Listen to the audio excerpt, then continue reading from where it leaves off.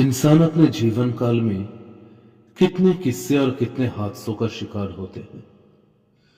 इन हादसों से वो भागना चाहता है, कभी कभी इनको अवॉइड करना चाहता है, लेकिन ये ऐसे चीज होते हैं जो इंसान के पीछे धावा करने लगते हैं। ऐसा ही कुछ हुआ था मेरे साथ आज से 15 साल पहले। वो 15 साल पहले की एक ऐसी मनहूस रात थी जिसको चाहकर भी शायद मैं कभी भुला नहीं पाऊंगा। आज भी जब मैं ऐसे ही किसी बरसात भरे रात को देखता हूं तो मुझे वो खौफनाक मंजर याद आ जाता है। 15 साल पहले मैं इस शहर पे आया था। तब अपने गुजारा करने के लिए मैं यहां पे ऑटो चलाया करता था। बहुत सारे लोगों से जान पहचान, बहुत सारे लोगों के साथ बातें, ऐसे करके मेरी जिंदगी चल रही थी। लेकिन एक रात मेरी जिंदगी को हमेशा के लिए बदल के रख दिया।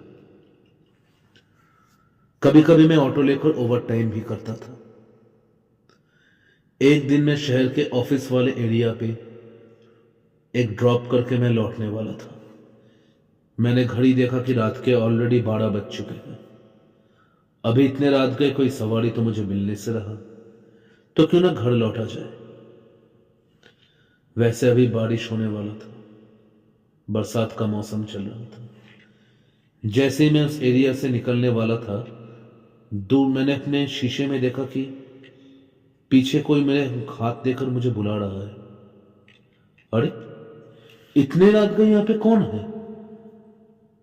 मुझे कुछ सही नहीं लगा। कहीं ये कोई डाकू या चोर तो नहीं? मुझे एक बार लगा कि शायद मुझे यहां से चले जाना चाहिए, लेकिन फिर एक एहसास हुआ कि अगर सच में किसी का कोई मुसीबत हो तो। इसलिए हिम्मत करके मैंने उस शख्स की तरफ जाने की कोशिश किया। थोड़ी दूर जाकर मैंने देखा कि ये एक औरत है, एक सफेद सलवार कमीज पे मुझे हाथ देकर बुला रही थी। आप इतने रात को यहां पे क्या कर रही है?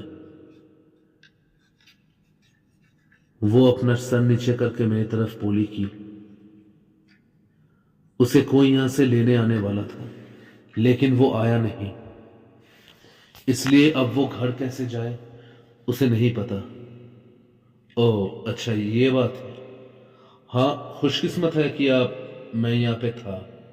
मैं अक्सर इतने रात गए आता नहीं हूं, लेकिन आज था, इसलिए चलिए मैं आपको छोड़ दूंगा।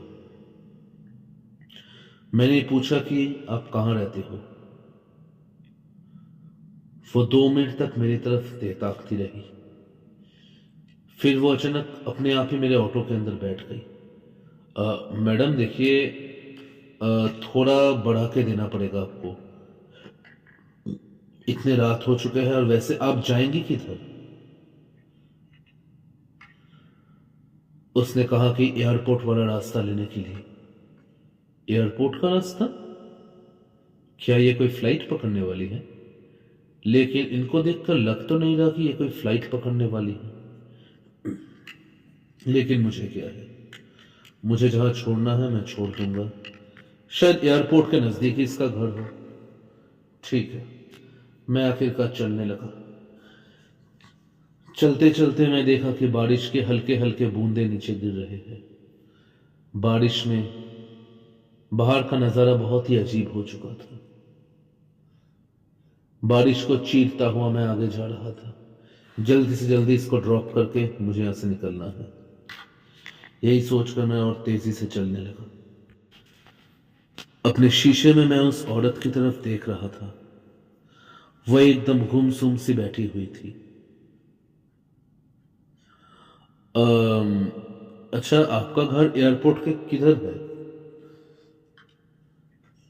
तुम बस चलो, सिर्फ इतना बोली वो। इस बार की आवाज में मुझे एक अजीब सा ठंडक जैसा कुछ लगा। लेकिन मैं इन सबको अनसुना करके ही आगे चल रहा था। अभी भी कम से कम 30 से 40 मिनट बाकी है एयरपोर्ट तक जाने के लिए। मैं चलता गया, चलता ही जा रहा था और देखते ही देखते बारिश और जोर से गिरने लगा। वैसे अगर आप बुरा ना माने तो आप इतने रात गए वहां, जिस जगह पे आपको रहना नहीं चाहिए मैडम, क्योंकि देखिए मतलब रात के वक्त वहां पे बहुत बुरे काम होते हैं। मुझे इन सब का कोई फिक्र नहीं, मैं इन सब से परे हो चुकी हूं। मेरा कौन क्या बिगाड़ेगा। अजीब बात है, इनके अंदर डर नाम का कोई चीज ही नहीं है। चलो मुझे क्या है। आखिरकार देखते ही देखते मैं एयरपोर्ट वाले एरिया पे आ गया। मैडम, हम लोग एयरपोर्ट की तरफ आ चुके हैं। बोलिए आपको कहां ड्रॉप करना है, बोलिए। यहां से सीधा ले लो। सीधा ले लो? मुझे खटका जैसा कुछ लगा, क्योंकि एयरपोर्ट से सीधा एक जंगल का रास्ता है, वहां पे कुछ नहीं है। हाँ, उसके अंदर एक रास्ता जाता है, वहां पे सिर्फ एक कब्रिस्तान को छोड़कर और कुछ नहीं है।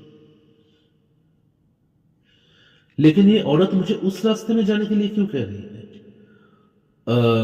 देखिए, आप क्या मुझे उस जंगल की तरफ जाने के लिए कह रही है?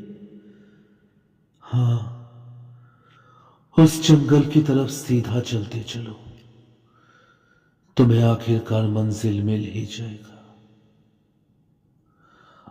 देखिए, इतने रात गए मैं ऐसे सुनसान सड़कों पे नहीं जाता, और वैसे भी वो क्या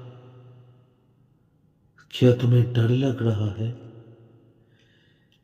क्या तुम्हें उस जंगल में जाने से डर लग रहा है? क्यों क्यों डर रहे हो तुम? देखिए, मैं डर नहीं रहा हूं, लेकिन ऐसे मतलब इतने बारिश गए, मैं जंगल के रास्ते में जाना ये मेरे लिए भी तो सेफ नहीं है। मैं हूं ना तुम्हारे साथ, तुम्हें कोई कुछ नहीं करेगा। मैं जब तक हूं, तुम्हें कोई कुछ नहीं करेगा। मुझे ये कुछ सही नहीं लग रहा था। एक बार जी किया कि इसको यहीं पे उतार दूं, लेकिन फिर अगर कोई केस वेस हो गया तो मैं फंस जाऊंगा, इसलिए मैंने चलना ही सही समझा। देखिए, मैं जाऊंगा, लेकिन मैं ज्यादा दूर नहीं जाऊंगा। मैं जंगल के थोड़ी अंदर ही मैं आपको छोड़ दूंगा। प्लीज आप मेरा भाड़ा रेडी रखिए। ऐसे ही मैं उस जंगल के वीरान रास्ते की तरफ चलता रहा। थोड़ी दूर में ही वो जंगल शुरू हुआ। अगर मैं कहूंगा कि मैं डर नहीं रहा था तो ये झूठ होगा, क्योंकि ये जंगल थोड़ा जाना माना है, और इस जंगल में बीचों बीच एक कब्रिस्तान भी है। आखिरकार इस लड़की का यहां पे क्या जरूरत हो? क्या मेरा शक सही होता जा रहा है? क्या ये किसी गिरोह का सदस्य है? ऐसे बहुत सारे सवाल मेरे अंदर समुंदर की तरफ खेल रहे थे। लेकिन कुछ भी हो, मुझे इस औरत को अब जल्द से जल्द उतर के अपने घर की तरफ रवाना होना है। बारिश और बढ़ता गया, जोर से धूम धड़ाम बिजली कड़कने लगी। मैडम, देखिए, हम लोग पहुंच गए हैं। मैं इससे आगे और नहीं जा सकता। फिर से डर रहे हो? चलो आगे, थोड़ा ही तो रह गया है, सिर्फ थोड़ा सा। लेकिन आगे देखिए, कब्रिस्तान है ना, मुझे वहीं तो जाना है। कब्रिस्तान में? अ, मतलब मैं समझा नहीं। अब मुझे यह मामला कुछ सही नहीं लग रहा था। एक अकेली औरत ऐसे बरसात भरे रात में एक कब्रिस्तान की तरफ क्यों जाएगी? देखिए, मैं यहां से कहीं आगे नहीं जाऊंगा। प्लीज आप उतर जाइए मेरे ऑटो से, मुझे ऐसे निकलना है। अगर तुम मुझे नहीं पहुंचाओगे तो मैं तुम्हें किराया कैसे दूंगी? मुझे कोई किराया नहीं चाहिए। प्लीज आप उतर जाइए, उतर जाइए आप, मैं बोल रहा हूं आपको, उतर जाइए।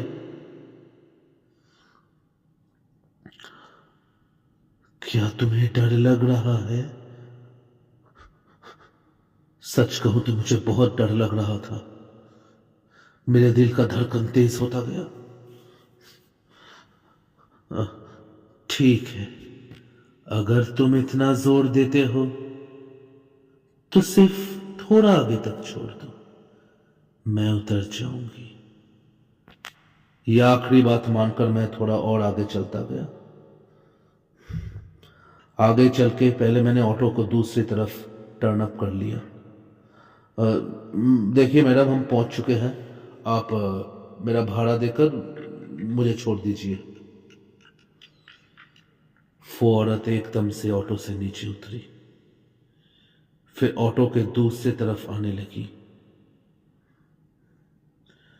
क्या हुआ मैडम?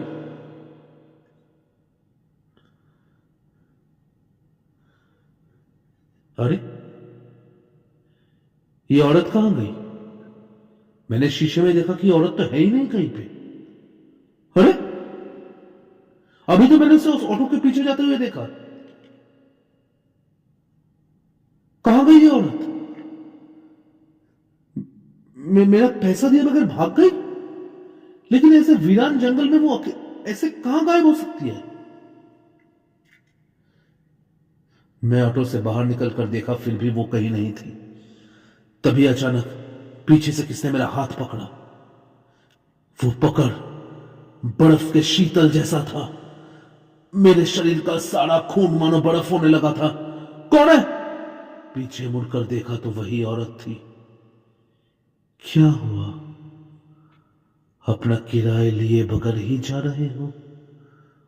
आप तो ऑटो के पीछे थी ना, ऐसे सामने कैसे आ गए?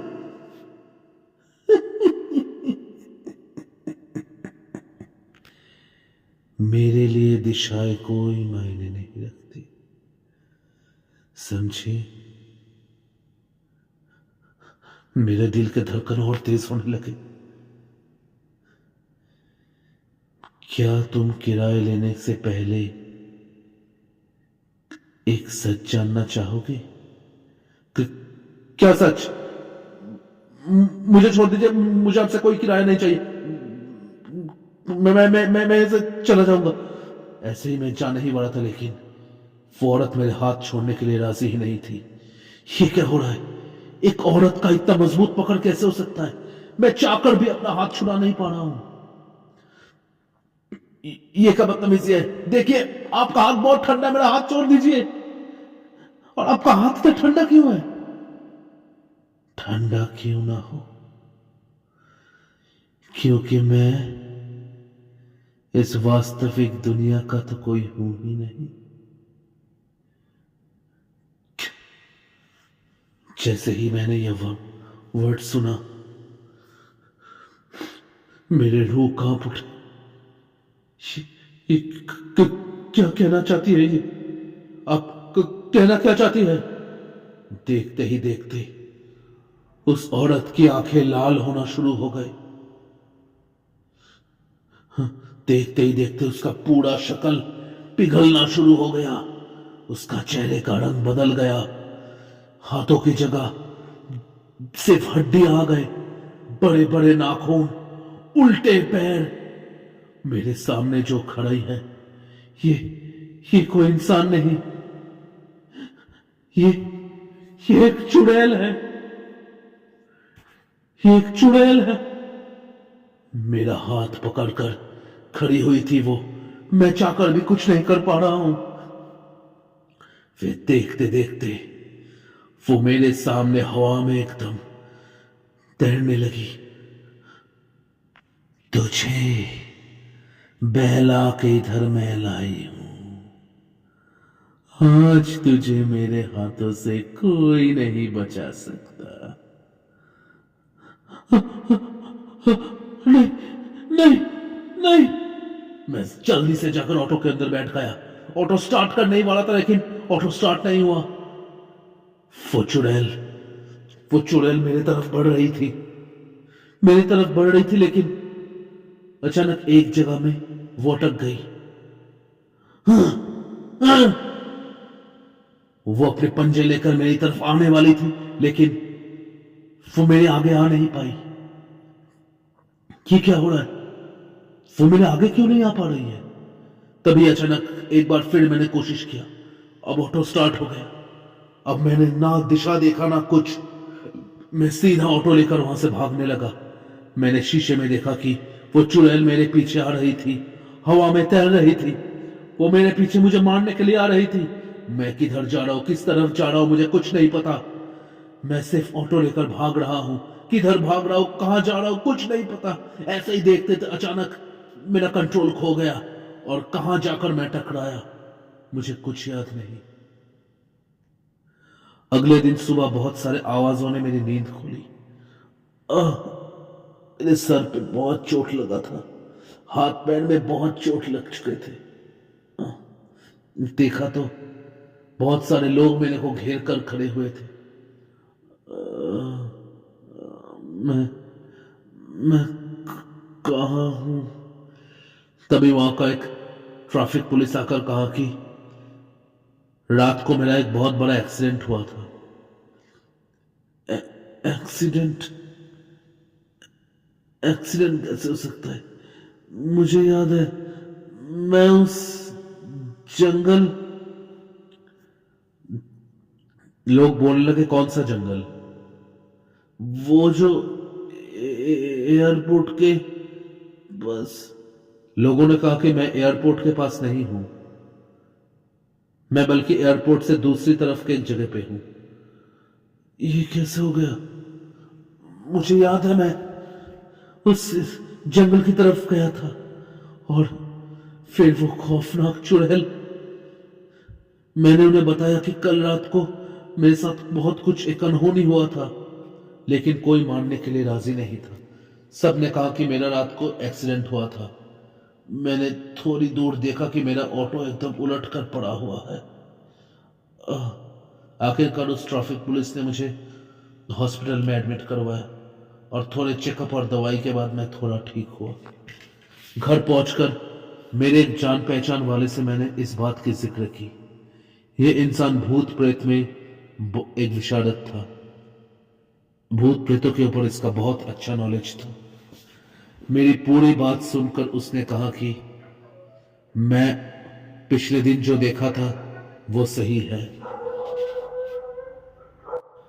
कुछ और लोगों ने, कुछ बस ड्राइवर और लॉरी ड्राइवरों ने भी कहा है कि उस रास्ते में उन्होंने कुछ अजीब सा बहुत बार देखा था, लेकिन मैं कल बच गया। उसका एक ही कारण था, मेरा ऑटो। मुझे कुछ समझ में नहीं आया। उस आदमी ने कहा कि भूत प्रेतों का एक बहुत बड़ी कमजोरी होता है लोहा। अगर किसी के शरीर में कोई भी लोहे का वस्तु हो तो वो उसे कोई हानि नहीं पहुंचा सकते। क्योंकि कल मैं अपने ऑटो के अंदर बैठा हुआ था और मेरा ऑटो पूरा लोहे का ही बना हुआ था, इसलिए वो प्रेत आत्मा मेरा कुछ बिगाड़ नहीं पाई। कल अगर मैं अपने ऑटो के अंदर ना होता तो शायद आज मैं अपने घर में भी ना होता। इस हादसे को हुए 16 साल बीत चुके हैं, लेकिन आज भी कभी कभी अगर मैं रात के वक्त उस ऑफिस वाले एरिया पे जाता हूं तो मेरा रूह कांप उठता है। अभी भी मैं अपने शीशे में देखता हूं तो लगता है कि वो चुड़ैल आज भी मेरे पीछे खड़ी हुई है। ये आज भी मुझे धावा कर रही है।